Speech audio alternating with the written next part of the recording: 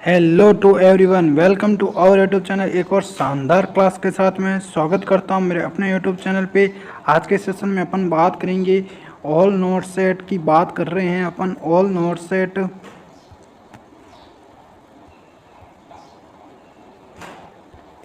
PYQs, previous year के क्वेश्चंस जितने भी बनते हैं अपने नोट सेट में, जितने भी ईयर्स में आपके नोट सेट हुए हैं 1 से लेके 8 तक के अपन डील कर रहे हैं। आपके नोट सेट 9 आते तक अपन सारे नोट सेट्स के जितने भी PYQs हैं उनको डील कर लेंगे। तब तक 9 अपना नोट सेट 9 आएगा, तब तक हमारे पास में एक बहुत बड़ा डाटा क्या हो जाएगा, कलेक्ट हो जाएगा, जिससे अपन को बेनिफिट ज़रूर मिलेगा।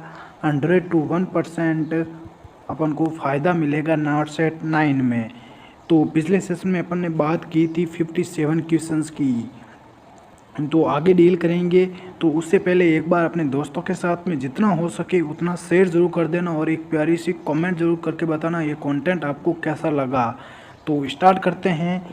आज का फर्स्ट क्वेश्चन है 57। What is consistency of stool in ileostomy. इसको अपन ने बात कर लिया था। इलियोस्टोमी में आपका स्टूल कैसा दिखता है, thick liquid stool. Previous classes आपको मेरी प्लेलिस्ट में मिल जाएगी। Not set previous year questions के नाम से बना रखी है, वो देख लेना आप। नेक्स्ट क्वेश्चन है 58। Anticoagulant used in hemogram vial. तो हीमोग्राम वायल में आपका एंटीकोएगुलेंट कौन सा यूज होगा, sodium citrate. Very very very important है, 2 बार ये नोट सेट में पूछा जा चुका है। नेक्स्ट क्वेश्चन है 59। प्रायोरिटी इंटरवेंशन इन ग्वालिन बारे सिंड्रोम GBS। तो ग्वालिन बारे सिंड्रोम में अपन को क्या रखना है, मेंटेन करना है एयरवे और ब्रीथिंग को। तो maintenance of airway and breathing patterns कई बार ये पूछा गया है, 2 से ज़्यादा बार के नोट सेट में आ चुका है। बाकी दूसरे एग्जाम्स में भी बहुत बार ये पूछा गया क्वेश्चन है। नेक्स्ट क्वेश्चन है 60। Normal concentration of serum potassium. ये भी आ चुका है। तो नॉर्मल कंसंट्रेशन 3 मतलब इसकी होती है, ये इसकी M इक्विवेलेंट पर लीटर इसकी होती है।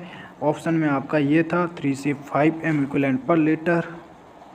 यहाँ से डाई भी अपन लिख सकते हैं। नेक्स्ट क्वेश्चन है 61। What should be checked before giving clear liquid after anaesthesia. देखो, what should be checked before giving clear liquid after anaesthesia. देखो, एनेस्थीसिया देने के बाद में अगर आप चेक कर रहे हो, क्या चेक कर रहे हो कि क्लियर लिक्विड्स आप देना चाह रहे हो, तो उससे पहले अपन को क्या चेक करना है, गैग रिफ्लेक्स को चेक करना है। गैग रिफ्लेक्स ये तो पता ही होगा आपको।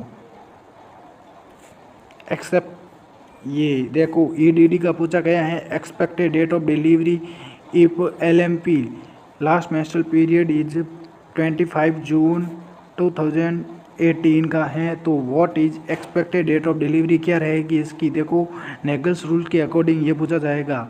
तो एक्सपेक्टेड डेट ऑफ डिलीवरी कैसे निकालता है, नेगल्स रूल के अकॉर्डिंग ये भी क्वेश्चन बनता है।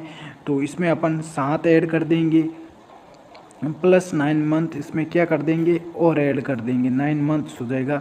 तो जून से अपन 9 मंथ ऐड करेंगे तो जून हो गया आपका, जुलाई हो गया, जुलाई जून जुलाई अगस्त हो गया, सितंबर, अक्टूबर, नवंबर, दिसंबर, जनवरी, फरवरी, मार्च, अप्रैल। तो आपका क्या हो जाएगा, अप्रैल तक चला जाएगा। तो अप्रैल हो गया आपका। और 25 और 7 कितने होते हैं, इससे अपन कैलकुलेट कर लेंगे। 2 तक होता है, 30 का होता है महीना ना, 5 इसमें हो जाएगा, 25 30 हो जाएगा, 30 बचे 2 7 में से, तो 2 अप्रैल हो गया। और एक ये चला जाएगा, 2 अप्रैल आ गया तो किसका हो जाएगा, अगला साल चला जाएगा 2019। 2 अप्रैल 2019 आपका राइट आंसर रहेगा। ये तो आप अच्छी तरीके से निकालना जानते हो। Sulfonyl urease are contraindicated in. सल्फोनाइल urease are contraindicated in breastfeeding. Very important. Sulfonyl urease are contraindicated in breastfeeding में। तो सल्फोनाइल यूरिएज क्या रहता है? कॉन्ट्राइंडिकेटेड रहता है ब्रेस्ट फीडिंग में। नेक्स्ट क्वेश्चन है 64 non absorbable suture is made of. ये तो आप बोल सकते हो 5 से 7 बार ये नॉर्थ साइड में पूछा गया है और अदर्स में तो बहुत बार पूछा गया है। Non absorbable suture is made of. दो नॉन एब्जॉर्बेबल सूचर किसके बने होते हैं? पॉलिएस्टर के बने होते हैं। नेक्स्ट क्लास में अपन बात करेंगे ये जो भी सूचर्स होते हैं इनको एक ट्रिक के अकॉर्डिंग मैं आपके सामने लेके आऊँगा सारे के सारे, क्योंकि ये इम्पोर्टेंट टॉपिक है, पूछा जाता है। नेक्स्ट क्वेश्चन है 65 position given to child during nosebleed. Very important, ये भी कई बार एग्जाम में पूछा गया है। तो नोज ब्लीड के दौरान अपन कौन सी पोजीशन देंगे या एपिस्टेक्सिस के दौरान कौन सी पोजीशन देंगे? लीन फॉरवर्ड सिटिंग पोजीशन अपन प्रोवाइड करेंगे। Lean forward sitting position. Next अपन बात करते हैं, अपन एक टॉपिक के क्वेश्चन से थोड़े मैं लेके आया हूँ आपके जितने भी इम्पोर्टेंट बनते हैं कॉन्ट्रासेप्टिव। जो कॉन्ट्रासेप्टिव की थोड़े से इम्पोर्टेंट क्वेश्चंस हैं, 10 क्वेश्चंस अपन इस सेशन में और कर लेंगे। कॉन्ट्रासेप्टिव के इम्पोर्टेंट हैं, वो भी पूछे जाते हैं। तो स्टार्ट करते हैं वो क्वेश्चन। तो अपन बात करते हैं contraceptives important questions.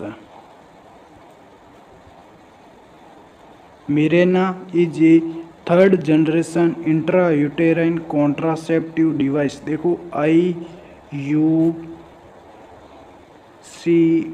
Intrauterine contraceptive device क्या है? मिरेना एक थर्ड जनरेशन का क्या है? इंट्रायूटेराइन कॉन्ट्रासेप्टिव डिवाइस IUCD है। It contains 53 mg of लिवोनॉर्जेस्ट्रॉन।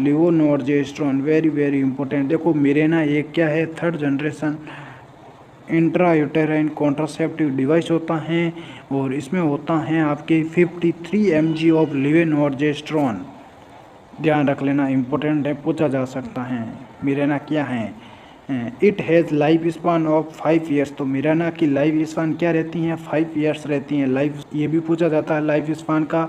Mirena की लाइफ स्पान कितनी ईयर्स तक है? 5 ईयर्स हैं। 5 ईयर्स अपन बोल सकते हैं। और ये लाइफ स्पान होते हैं ना आपकी इम्पोर्टेंट है, पूछी जाती हैं। जैसे कॉपर टी 380A हो गया, उसकी भी पूछी जाती है। ये भी एग्जाम में पूछा गया है question. Life span of multi load 375 is. देखो मल्टी लोड 375 की क्या रहती हैं? 5 ईयर्स रहती है। और life span of copper T 380A कितनी है? 10 ईयर्स। ये तो कई बार एग्जाम में पूछा गया है,